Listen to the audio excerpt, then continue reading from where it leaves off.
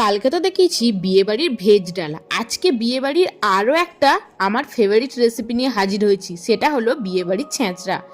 হাতের কাছে যত রকম সবজি আছে সব কিছু কেটে নিয়েছি, কড়াইয়ের উপর তেল 5 ফোড়ন দিয়ে সবজিগুলো দিয়ে দিয়েছি।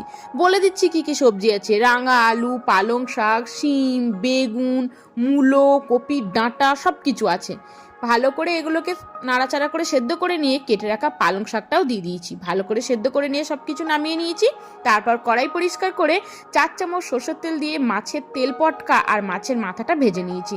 তারপর ওই তেলের মধ্যে থেঁতো করা রসুন আর পেঁয়াজ দিয়ে ভালো করে ভেজে নিলাম। চেরা কাঁচা লঙ্কা দিলাম, হলুদ গুঁড়ো, কাশ্মীরি লঙ্কার গুঁড়ো, জিরে গুঁড়ো দিয়ে ভালো করে কষিয়ে নিয়ে সেদ্ধ করে রাখা সব কিছু সবজিগুলো দিয়ে নাড়াচাড়া করে ভেজে নেব। তারপর আর কি, ভাজা মাছের মাথাটা দিয়ে পরিমাণ মতো নুন আর চিনি দিয়ে একটু গরম মশলার গুঁড়ো দিয়ে দিলেই বিয়ে বাড়ির ছাঁচড়া একদম রেডি। আমার তো এই ছাঁচড়াটা দারুণ খেতে ভালো লাগে। কারা কারা ভালোবাসো আমাকে কমেন্টে জানিও।